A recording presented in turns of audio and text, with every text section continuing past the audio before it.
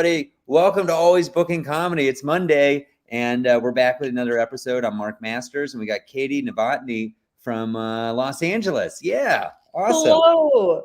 Hi. She's we've gone around in circles. She's been on Comedy Test Kitchen. She's been on my interview show. She's great. She's terrific. Super funny. Run shows and has done festivals.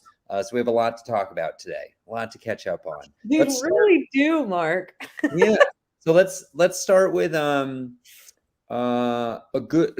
start with a good road story. And can you do that? Did you just get back from Alaska? I did. Perfect. I got back last week. Okay, let's hear about that. So Katie went to Alaska. I've never been to Alaska to do comedy. I'd like to hear all about it. Tell me some stuff about it. You gotta go, first of all. I found like a couple of years ago, I started writing down all the lists of places I've never been and then cross-referencing them with like states I would love, like with festivals. And I found Alaska and I was like, this looks freaking sick. And I told the festival organizer this, Cass, because I thought she deserved to know. I was like, I've been to so many like improv festivals, sketch festivals, film festivals. Like I've been around for a while. And the heart and soul she poured into this festival was unbelievable. Like unlike anything I had seen in a long time. And like, especially as an out-of-towner, and you're like, especially for like, we're all coming from the lower 48 up to Alaska, and they're like, let us show you our state, let us show you our town, like come have a good time. Like it was so much fun. And this is to any comic watching or listening. I didn't get in the first year, and then I worked on my set and I got in this year. So keep doing it and just don't be discouraged. Let me ask you a question right there. What do you think you improved in your tape year over year that made a difference? Oh my God. I'm going to be real honest. I didn't know what I was doing the first time I applied. I took like a clip from a 15-minute set that I had done, and like just chopped it. And that is very different than a 7-minute set that just like as a structure. And I didn't know that at the time. And so I was like asking a lot of other comics, like, how do you guys pick your tapes? Like, how do you structure your different times? And it just was a really big learning experience. And like, I also think that my point of view came in stronger this year too, like especially in like a short tape. Like I was like very cognizant of like who am I throughout every single setup punch, you know? And it was like, how can I like myself? Yeah. And then what are my favorites? Like I don't care what everyone else thinks, and I don't care, like what are my favorites that I'm gonna put in there. So that was like I have a follow-up question. Yeah. So tell me about the spot or spots you had at the festival, and how did your material you did relate to the tape you submitted? Like, did you get a 7-minute spot, and did you do mostly that chunk, or you talk through that? Well, I got 2 shows. One was a 6-minute, one was a 5-minute. And there was like feature spots and headliner spots, but like I was excited just to freaking be there, you know? And so the first night I was like, okay, how do what I submitted was a tape from like September, I think. And since September, I've been like kind of like honing like little pieces of it and finding like newer, better, funner jokes that are like maybe similar topics but adjacent to, and like what sounds best together, what are the most fun, and like the quickest is what I did in that first one. Audience was awesome on Wednesday. They have like the where most of the shows were with this massive bar called Coots's, and it had 8 different like bars, and 2 of the bars had stages. So that's where most of the shows took place. And like people are used to seeing comedy there, so they were coming out for it, you know? So that was also like a smart venue choice, right? And then Thursday was like an earlier show, slightly lighter crowd. So I was like, you know what? I had a great set last night. I have some new / old stuff I've always wanted to shove together to see what happens. why not do it here? And so I like let myself take a risk and have fun and enjoy like the lighter, but like they were like animated, so it was like a perfect like opportunity, and a lot of it did really well, and I was really excited. So Nice. that was really fun. That's terrific. Okay, let me give you the so when I think about a festival that I go to, I think of it like a three-legged stool, and then there's a fourth thing that I'll bring up later. But the three legs are industry, hang, and show quality. So can you talk through each of those and maybe compare them to other festivals you've been to, examples that were good or bad? Yes, I feel like from an industry perspective, maybe lower, but I kind of think That they can be they prioritize expected. what?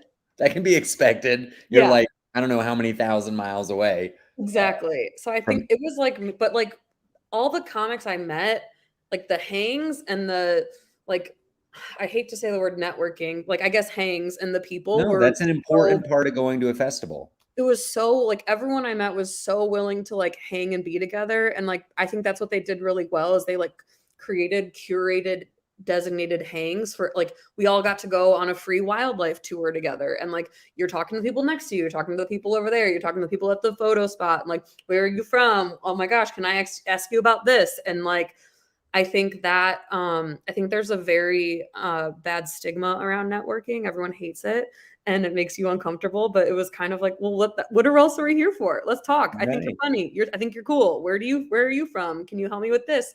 I'll help you with that. Like talk to these people, like I thought that was, and then having a lot of the shows be at the same place, like it would be like, okay, you have your daytime adventure and then you're going to end up at the bar at the Coots's at the show to talk to, it's like camp, and Yeah. by the end Do of you the have week, a you're like, good hey, example of hey.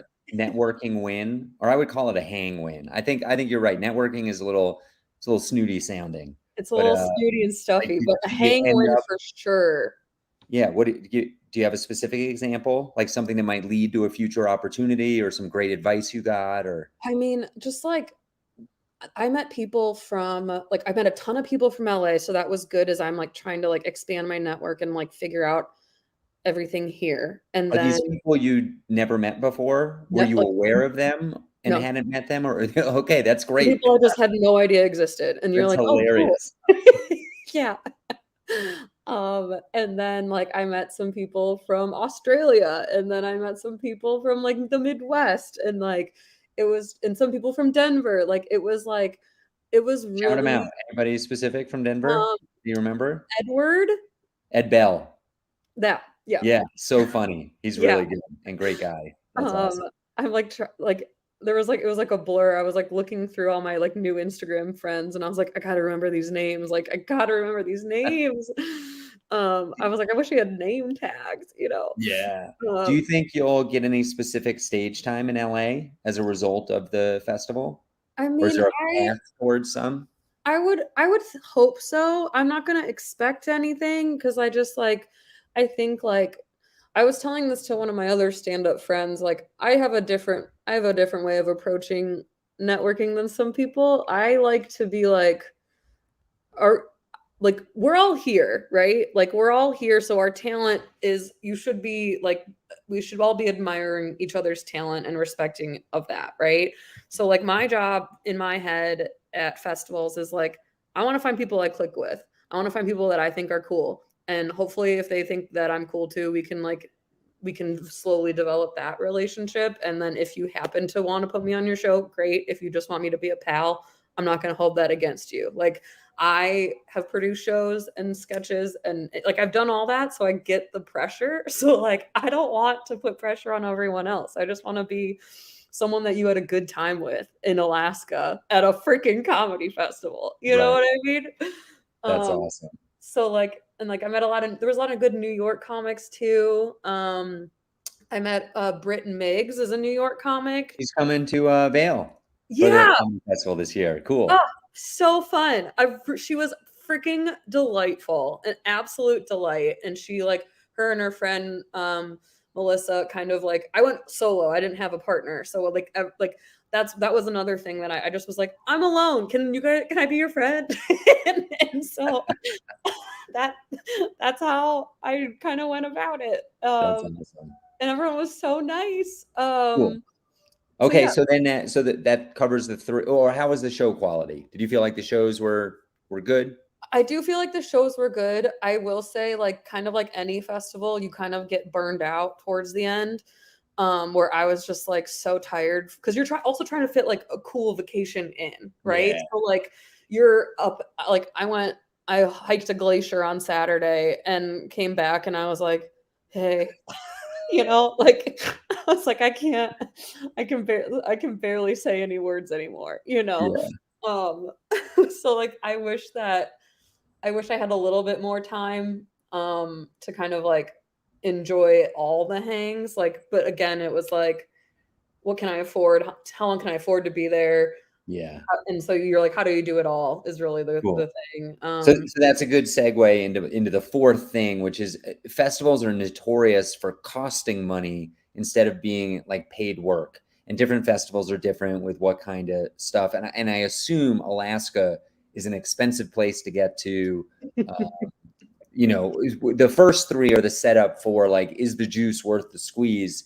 You Yeah, seem effusive about how great this festival was, so obviously it was worth it to you. But how did some of those things play out? Did they help with lodging? Did Mark, they? this is such a great interview. Okay, so this is my for me. Okay, I had a couple. I was actually supposed to be there for an extra day or 2 days, and then I had to change my flight. I booked a commercial. How exciting! So I Whoa! got to film a commercial on Monday, Tuesday, and then I flew on Wednesday. So, and then I was so tired when I booked my return flight that I messed up and I was accidentally flying out the night before that I thought I was, so I had to pre-book it again. So I basically paid for an extra flight on Oh, accident, geez. which is great. But like I was like, I don't freaking care. I'm in Alaska, baby. Like this is so cool. Yeah, Like it was just like it was just like if you like to travel and you like to do comedy where you travel, you're gonna fucking love it, Like you're yeah, gonna have an amazing experience and I was supposed to do a Northern Lights tour and so we didn't see it, but like another group that went the night before did. Like, are you kidding me? That's yeah, crazy. And then from a like they got a great discount on hotels. Like I think like there was a bunch of options. They also like provided an option where you could like stay with a bunch of comics with an Airbnb. You could buddy up with someone in a hotel room. They had an organized like Facebook group where all the events were getting posted and the discounts. And then they had like, um, here's like discounts for this food place and go to over here. And then they had like a swag bag for like cannabis because it's legal in Alaska to donate like a gram essentially. So you could go pick up like 3 pre-rolls and a cartridge and it was huh, like a gift. And so like some people not for them, but other people it was a great thing. right. And I think there was like an option for something else if you were sober, you don't smoke. Um Nice. and That's amazing. they had a huge like after party. They like brought in like one of the like local bands to just like have everyone like hang, um, and all that good stuff. They really it was like a party, like they were like, let's show these guys a good time and like let's Yeah. have fun while we're doing it. And like a lot of people got more shows than they initially uh signed up for, which is like a cool thing. Yeah. So when I ask about quality of shows, part of that is the amount of stage time you get. Like you got multiple spots, that's terrific. Uh, Yeah. and getting bonus extra shows is awesome too. Uh, Yeah, like I so, could and have also sometimes probably you're on a show with famous people. Like, did you end up with anybody big on any of your shows? I the one of the guys that does Limestone was on my show, Oh, Matt. cool. And he was just like such a nice, wonderful human, and it was just cool to like. I think like we can you can like kind of get all mystified with that sometimes, and you're just like we're all just like doing it because we love it, and it was a nice reminder. Yeah. Um, and then like some of the like bigger later show, like they had like some really good. I might have to go back and look at the lineup, but there was like some people that had pretty big credits, which was cool. Sure. Um, All right, And let's transition out of this. Before we do, we got an audience question, oh, which is how common is an entry fee to participate in a festival? You can take that one, Katie. extremely common. Yeah, I over the years I actually like I now have like a festival application budget in my as a line item because I'm like, what is worth it, what is not, sure. and How many uh festivals are you applying to a year, would you say? it kind of varies by year. Like it's like last year I didn't apply to a ton because I was traveling for like 1,800 weddings. So I was like, I can't do that this year. Right. So this year I'm applying to a couple more. I got excited again. And like when I got back and I was like, where else do I want to go? And I was like, Yeah, Vermont has one. And I was like, should I look into cool. that? Um, Nice. but yeah, very common. Awesome. All right. So before we transition out of this, I don't think we said the name of the festival. It's Alaska Before You Die. It's the letter B, number 4, letter U, DIE. So Yes. everybody look that up, apply. Cass was her name. Cass Smiley. I told her So much I would respect for tell anybody everyone who about runs. it. Yeah. So much And respect for anybody that puts on a festival. It is a ton of work. And yeah, it's so so much it's work. awesome. And I told her too, like I had been having a pretty hard time with stand up, like personally the last like or the last half of the year. And I was like just really struggling with like just the LA scene and the people and like trying to find like where I fit in and if I should be in Chicago because I feel like my voice is more Chicago.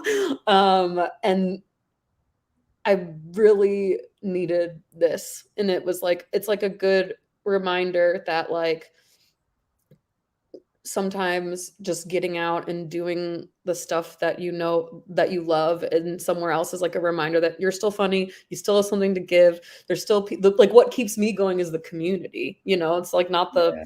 really the accolades. It's like because every time I do this I get to meet a lot of cool freaking people, you know, like what a That's great gift. cool. Well, congratulations on getting in.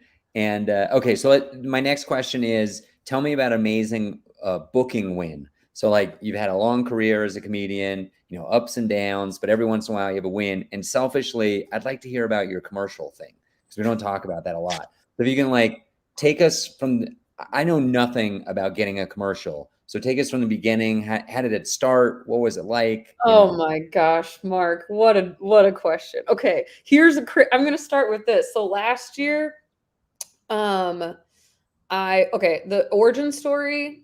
I'm trying to do highlights. Origin story is like last year I had an agent that was not the best fit for me and was very negative about my body type and told me that that's why I wasn't getting any auditions, which is super cool as a woman to hear in How do you get an 2023. agent in the first place? Dumb question. I was recommended to this person by someone I knew, and I thought that like I had vetted him through 2 other people I knew, and then I was still told that I was too big for commercials. So after that, I walked away from him and I started submitting on my own on casting networks, which is basically like LinkedIn for actors. Okay. Um, and you have all the jobs get posted, and I found one that was like I have my search terms, and I have comedic, I have improv, I have comedy, and I get emails and it's like you kind of see what's there and then I submit my profile which has my headshots, my acting reel, my comedy resume, a clip from my stand up. And this one I got last year I got this audition request right after I had been left my old agent uh had COVID and was just spiraling out of control. And I was like, I'm gonna apply. And I got my first commercial last summer that shot in Vegas. And from there, I met the guy on my set. He was like much older than me, like much wiser, way more experience. And him and I were talking about everything. And he ended up recommending me to his commercial agent from there. And that was right before I went to the Amsterdam Boom Chicago Festival, which everyone else should also put on their radar. So that was like a banner year. And from that, I got the agent that got me this commercial. So she has been submitting me and doing a much better job than I did, and also the other guy, and been getting me into rooms I didn't even know existed. And this one was my first in-person audition ever, which was so fun. And then I I I went to the emergency room the night before my callback because I got a bunch of candle wax in my eye from a crazy weird backsplash of wax from blowing out a candle. And and then I had the call back, and then I booked it, and then it shot in Malibu, like Tuesday, Thursday, and it was like a 2-day shoot, 7 to 7, 10 to 7. I played a sprinkler mom, which Okay. was super sick, where it was kind of like made for me, I'm jumping back and forth, and then I just eat shit. And so I was like, "Oh, that's perfect. I can do that." I have That's I have funny. so much experience in But this. so you fell down. You had like a pratfall kind of thing. Nice. Mhm, mhm. What can you say what the ad is for? Like what the product is I or don't know if I'm or allowed the to yet, but category? like grocery on-demand groceries, Okay. essentially. Fun. Cool. Yeah. And it's a funny commercial? Yeah. Yeah, yeah, Yeah. yeah. Sounds like you're gonna be proud of it and excited, I'm and very excited. that's a big win. That's great. Do you It think was that helps you get future bookings? I think so. And it shows you can book work. It shows you can book work with good casting offices. Um, like I just had the same casting office just I got an audition with the same casting office for another like grounded comedic role. So it's Yeah. like you show that you can kind of like do the thing, and then it's kind of up to the client and director from there. But Was the original audition in person? mhm. So when you went, did everybody look like you? Was there like in the movies you see this sometimes? There's like a room with and everybody looks the same and you got like dagger eyes or what was the vibe like? What was that like? I thought it was gonna be that. I thought it was gonna be all me, but it actually was like I was very impressed from a like casting perspective. They brought in a lot of different looking people, which was really cool to see. And like initially they paired you up with like a husband. I was paired with a husband in the round one, and there was 3 couples, and the session director explained how things went. And you just basically had to like mime stuff for the first the auditions because there was no lines. And then you had like two like actions to do, and then for the callback they had you do one of the actions from the first one and then a different one. And so the session director kind of is telling it has like basically the director in their ear on Zoom, and they're like, okay, do that and then do that again but different, and then try this, and you kind of take it from there.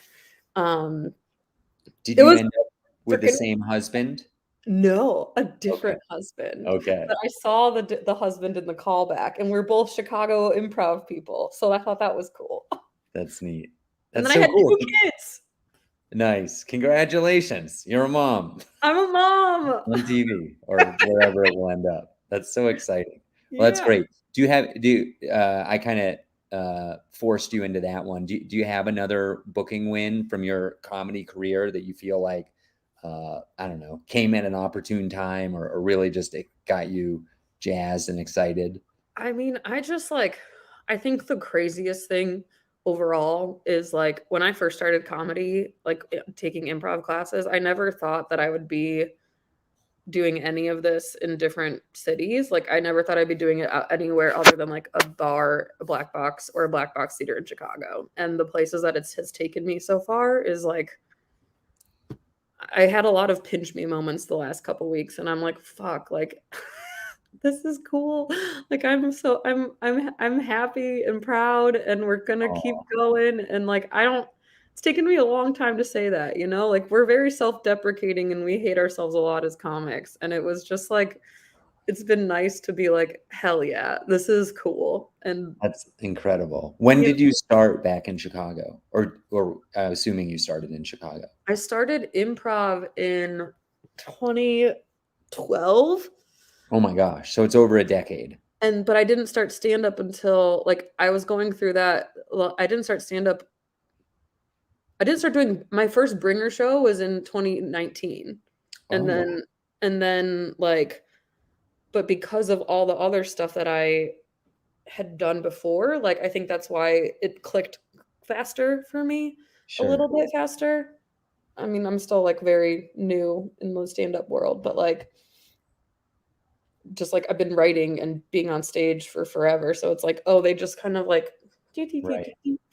So recently, I've been hearing a lot of stories about people going to Los Angeles, being there maybe up to a year and tucking tail and turning around and leaving. Uh, Sounds like you've been way more successful than the average bear, which is incredible. Can you give us an example of a show you've done in Los Angeles and how it came to be that you ended up on that show? Oh, okay. I honestly feel like I still don't understand like why I've been trying to figure out why like I've had like quote good luck here. Mm, I'm sure you're making your luck. Let's not call it I luck. I think Success. it's like the timing of like this is the best I've ever been, you know, like you the longer you do it, the better you get. And then there's also like I'm actually giving myself a chance to do it, so I'm putting myself out there more. Um when I first moved here too, I had like a part-time freelance job and I just like went to mics as much as I possibly could to meet people and like learn and learn and learn and like people remember you when you are good and as a human and if you can put some jokes together. A lot of people don't know how to write jokes is something I'm learning. And I think like I understand why like if I was younger and less experienced, I don't know if I would be still here, you know. I'm like coming up on 2 years. Like this place is a freaking hard place. It is lonely, it is confusing. It feels like you claw to find a community, you know. And if you're not getting wins, like you kind of have that like what am I doing here? And like I had that a lot my first year even with the wins, you know. Um but I think like so some of my favorite shows were on like some of the first shows I did were so fun because I was just so excited to freaking be doing Right. shows in LA, you know? And then So how did you end up on them? Somebody just saw you at an open mic and was like, "Hey, we got a spot for you." yeah, hey, I'm producing this show. And like I kind of think it was timing too. Like I was here right when everything slowly started opening up. Sure. Um and so like doing there's a producer Lizzie Rose who I saw at one of the first theaters that are or clubs that I like did mics at, and she's been like kind of bouncing around and been doing more and more cooler shows. And doing her show at the Improv in the Lab was like I know like some of my like like more experienced comic friends are like it's the Lab, it's not a big deal, and I was like yeah, but you guys are nuts, like this is cool as hell. Like, Yeah, it's the Improv. It's a real comedy club in Los Angeles. So I think yeah, the lesson there is, go to mics, work hard. You never know who somebody is going to end up being several years later that you run into and yeah, what they're going to be doing.